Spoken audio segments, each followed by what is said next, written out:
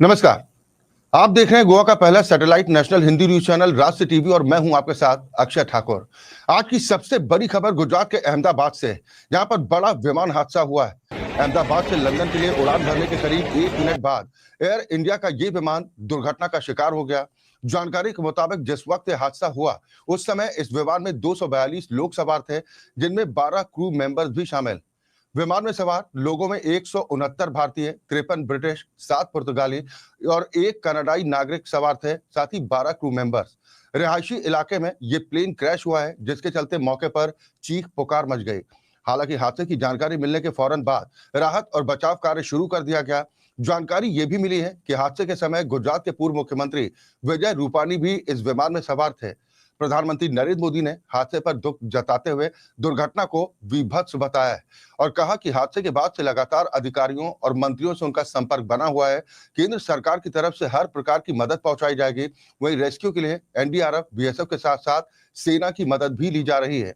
फिलहाल और क्या अपडेट इस हादसे से जुड़ा है, इस पर ज्यादा जानकारी के साथ हमारे संवाददाता तुकाराम मराठे जुड़ गए हैं। तुकाराम, और क्या कुछ अपडेट निकलकर सामने आ रहा है?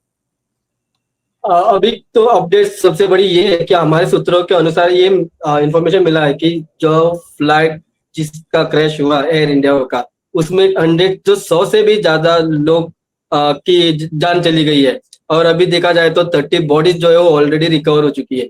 ये कह रहे हैं कि जब ये प्लेन क्रैश हुआ, जिस बिल्डिंग पे क्रैश हुआ, वो बिल्डिंग जो थी एक हॉस्पिटल की हॉस्टल था, जिसमें जो मेडिकल पढ़ने वाले स्टूडेंट्स होते वो मेस में खाना खा रहे थे और उसके ऊपर ही ये प्लेन क्रैश हुआ। अभी जो इन्फॉर्मेशन हमें ज्यादा मिल रही है हमारे सूत्रों के अनुसार, तो ये कह रहे हैं कि जिस बिल्डिंग पे ये जो प्लेन क्रैश हुआ उसमें से 70 to 80% जो डेब्रिस थे, जो मलबा था उस बिल्डिंग का, वो हटाया गया है। और उस प्लेन और उस मलबे के अंदर से टोटल जो 30 बॉडीज थे, वो 30 बॉडीज रिकवर किए गए। और हालांकि हम देख सकते हैं कि जब फ्लाइट टेक ऑफ किया तो 625 फीट हाइट पे जाने के बाद ये प्लेन कहीं नीचे आने लगी और उसके बाद ये प्लेन जो रेजिडेंशियल कॉम्प्लेक्स है, जो हॉस्टल है इसका मेडिकल कॉलेज, उसके ऊपर एक क्रैश हो जाता है।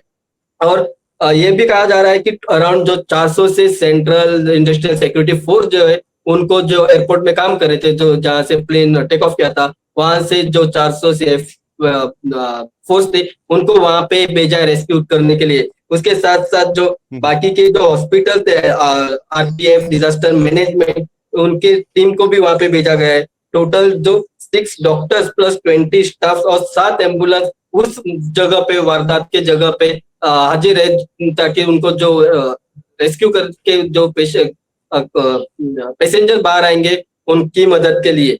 और ये भी कहा जा रहा है कि अभी जब ये इस हॉस्टल पे ये क्रैश हुआ, वो जो हॉस्टल है वो बीजी मेडिकल कॉलेज का अंडर ग्रेजुएट जो स्टूडेंट्स होते हैं उनका हॉस्टल है, उसके ऊपर एक क्रैश हुआ था। और उसके बाद ये भी है कि जब ये फ्लाइट जब टेक ऑफ किया था, तब जो पायलट है उसने एक मेडे की सूचना एटीसी को दिए थे, जो एयर ट्रैफिक कंट्रोल टावर होता है उसको दिया था। और उसके बाद जब एटीसी ने जब उनको रिवर्ट बैक किया तो उससे पहले वो प्लेन से कोई आवाज आना बंद हो गया और उसके बाद ये घटना जो है वो घट गई। बिल्कुल, शुरुआती जांच में ये कुछ पता चल पाया कि तकनीकी खामी की वजह से हादसा हुआ या फिर वजह कुछ और हो सकती है? अभी के लिए कंफर्मेशन के साथ कोई रिपोर्ट बाहर नहीं आया कि किस वजह से ये प्लेन क्रैश हुआ, तकनीकी वजह से हुआ या फिर ज्यादा जो कह रहे लोग कि पेट्रोल जो ज्यादा फ्यूल उन लोग कैरी कर रहे थे उसके लिए हुआ है।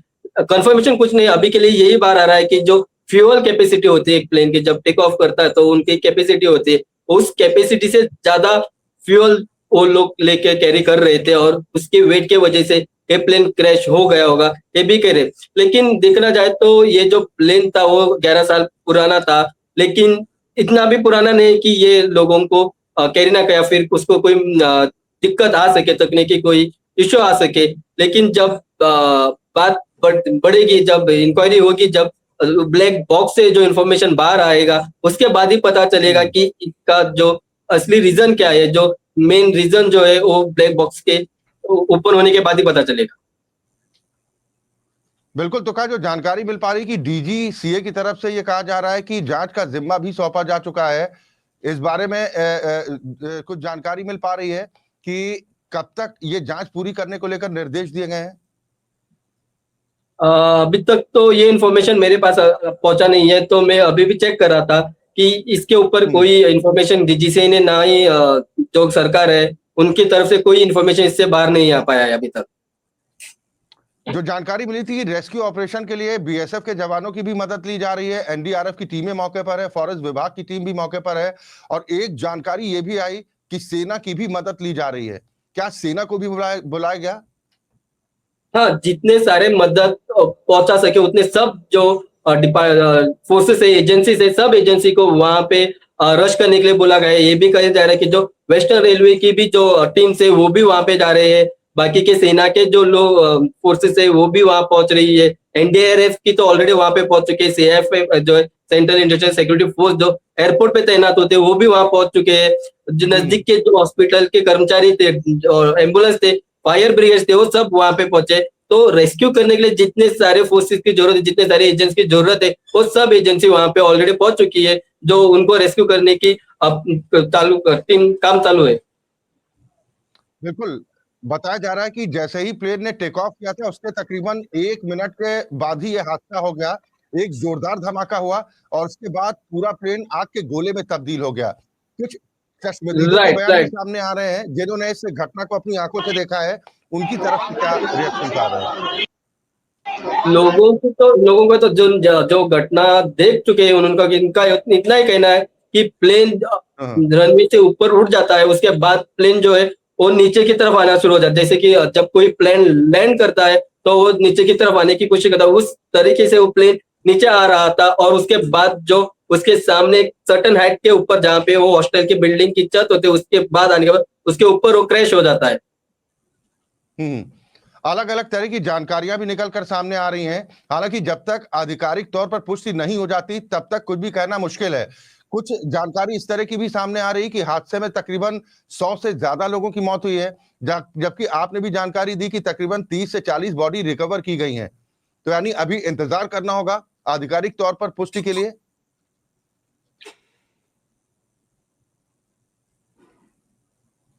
तो क्या आवाज मिल पा रही है आपको? हाँ, ओके, अभी आ रहे हैं। हाँ, जैसे कि आप कह रहे थे कि अभी जो बॉडीज है टोटल 30 रिकवर हो गए, 100 से ज्यादा की मौत की संख्या आ सकती है सामने। लेकिन हम ये भी देखा जाए तो ये भी कह सकते हैं कि जहाँ पे ये प्लेन क्रैश हुआ उसमें ऑलरेडी 242 लोग शामिल थे, क्रू और पैसेंजर दोनों पकड़ के।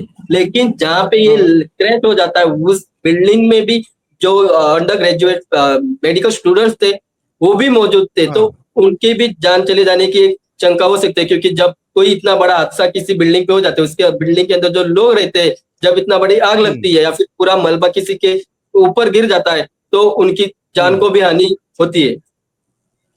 बिल्कुल, रिहायशी इलाका है जहां पर धमाके के साथ ये प्लेन क्रैश हुआ है, जिसमें 242 यात्री सवार थे, जिनमें 12 क्रू मेंबर्स भी शामिल थे।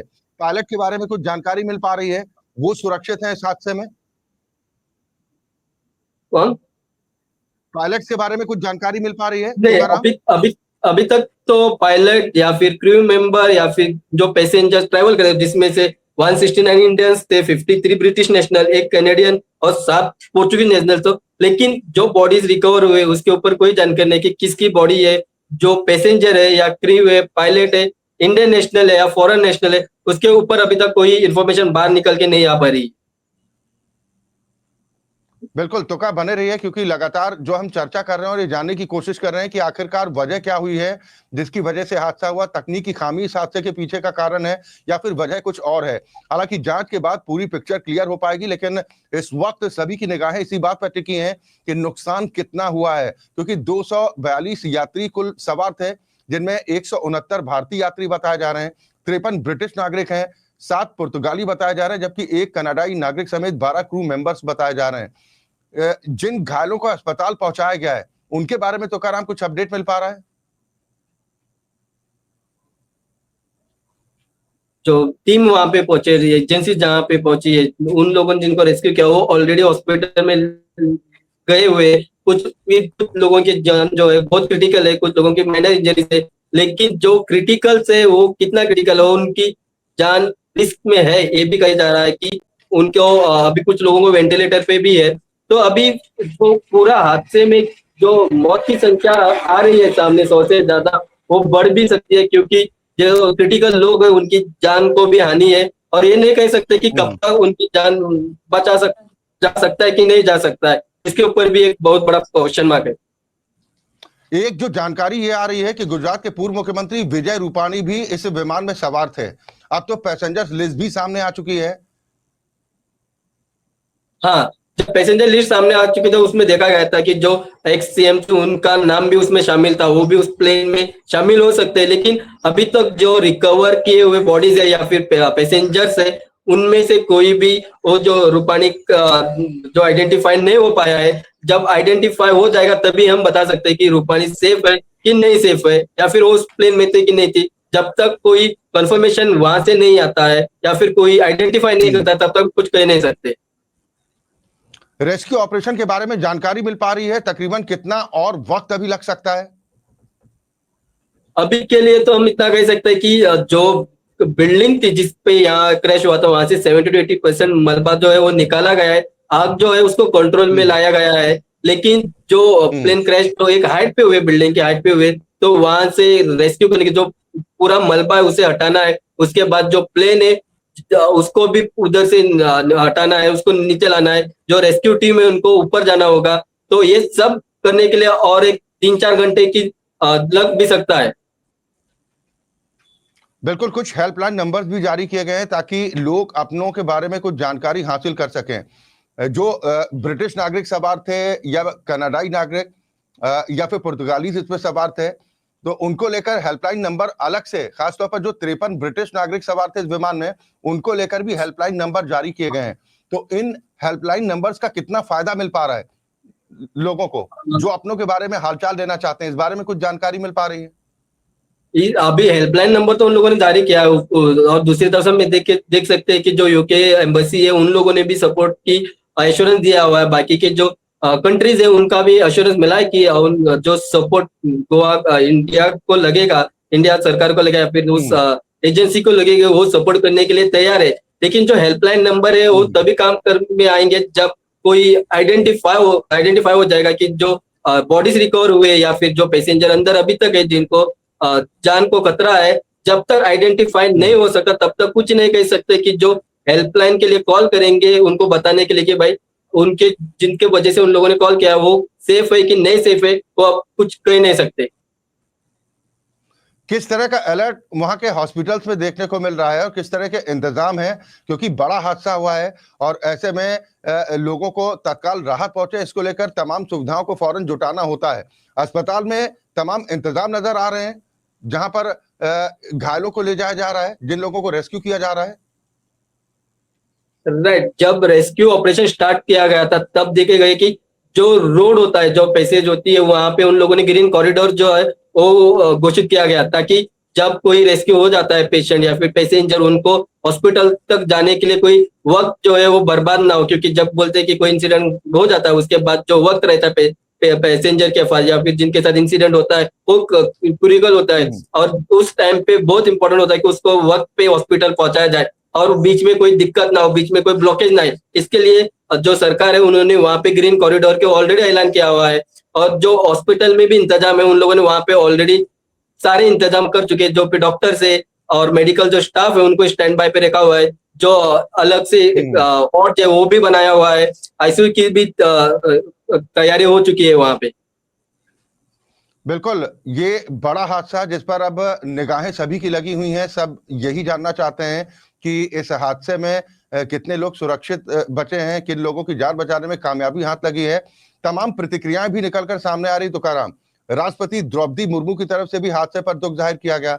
प्रधानमंत्री नरेंद्र मोदी ने भी इस हादसे को विभत्स बताया और कल्पना से परे बताया है इस दुर्घटना को। साथ ही प्रधानमंत्री ने कहा कि लगातार वो अधिकारियों और मंत्रियों के संपर्क में बने हुए हैं, हर संभव मदद दी जाएगी।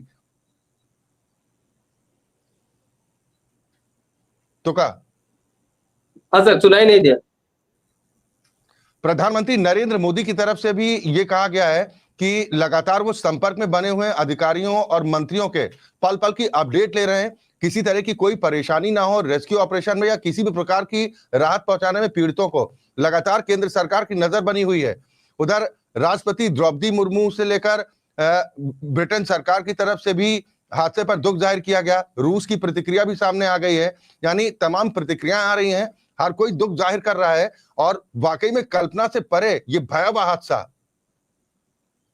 यस, हर एक जो यूनियन मिनिस्टर है, होम अमित शाह ने भी कांटेक्ट किया हुआ है जो सीएम है उनसे, वैसे डीजीपी जो डीजीसी है उनको भी कांटेक्ट करके उन्होंने कहा है कि जो भी जरूरत पड़ी, जो भी हेल्प उनको यूनियन गवर्नमेंट की तरफ से चाहिए वो पूरा हेल्प उनको मिलेगा। उसके बाद जो नरेंद्र मोदी जी है उन्होंने भी इसके ऊपर एक केस जताते हुए उन्होंने भी जो हेल्प चाहिए उसकी भी एश्योरेंस उन लोगों ने दिया हुआ है। बाकी के जो अदर स्टेट्स है उन लोगों ने भी इसके ऊपर एक दुख का मैसेज उन लोगों ने दिया हुआ है और उन्होंने कहा कि ऐसे मौके पे हर जो स्टेट है, हर जो सीएम है, हर एक देशवासी है वो जो उनकी परिवार है जो इस हादसे में अपनी जान गंवा चुके हैं उनके साथ है, और जो भी मदद उन लोगों को चाहिए उस मदद की एश्योरेंस हर एक देशवासी ने, हर एक जो स्टेट है सीएम है उन लोगों ने ऑलरेडी दे चुके हैं।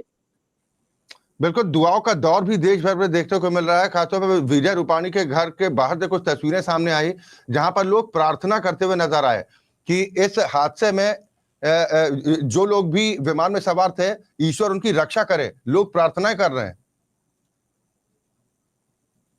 जी हाँ, हर एक अब अगर हम सोशल मीडिया ओपन करके देखते हैं तो चाहे वो फेसबुक हो, ट्विटर हो, इंस्टाग्राम हो, हर एक फेसबुक या फिर जो सोशल मीडिया पोस्ट है वहां पे इस घटना के ऊपर उन लोगों ने एक मैसेज दिया हुआ है कि हर एक जो परिवार है उनके साथ उनकी जो कंडोलेंस है उनके साथ रहेंगे करके, और उन्होंने ये भी कहा है कि जो भी मदद लोगों को चाहिए, उनके परिवारों को चाहिए वो मदद देंगे, और हर एक कोई बंदा चाहता है कि ये जो घटना घटी है वो फिर से ना घटे, इसके ऊपर भी सरकार स्टेप्स ले और लोगों की जो जान जा रही है वो कम हो सके। बिल्कुल, हर कोई इस हादसे से व्यथित है, लेकिन ऐसे में तुकाराम कुछ लोग ऐसे हैं जो भ्रामक जानकारियां भी लोगों तक पहुंचा रहे हैं। गलत तरीके की तस्वीरें सोशल मीडिया पर प्रचारित की जा रही हैं, यानी लोग भ्रम की स्थिति में आ जाएं। कुछ लोग ऐसा भी प्रयास कर रहे हैं। तो ऐसे में लोगों को कितना सचेत जागरूक रहने की जरूरत है कि जब तक आधिकारिक तौर पर पुष्टि नहीं की जाती तब तक अफवाहों पर किसी तरह का कोई यकीन ना करें।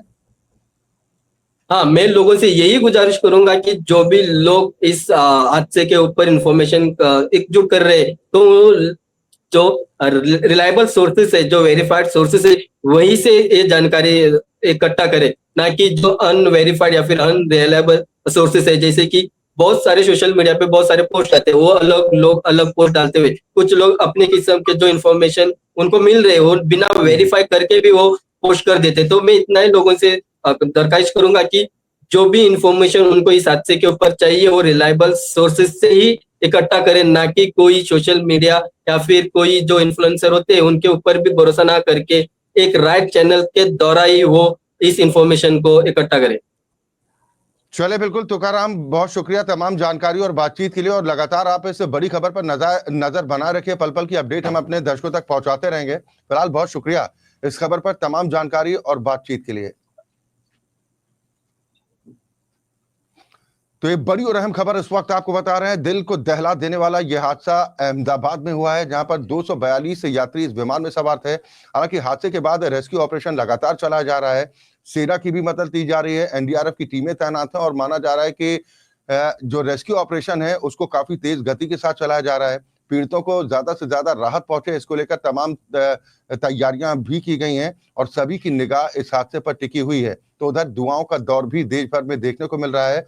उधर आपका अपना राष्ट्र टीवी लोगों से अपील भी करता है कि भ्रामक जानकारियों में आने से बचें, अफवाहों में आने से बचें, क्योंकि सोशल मीडिया पर कई गलत तरह की जानकारियां, गलत तस्वीरें भी प्रसारित की जा रही हैं। ऐसे में इन तस्वीरों से बचने की बेहद जरूरत है।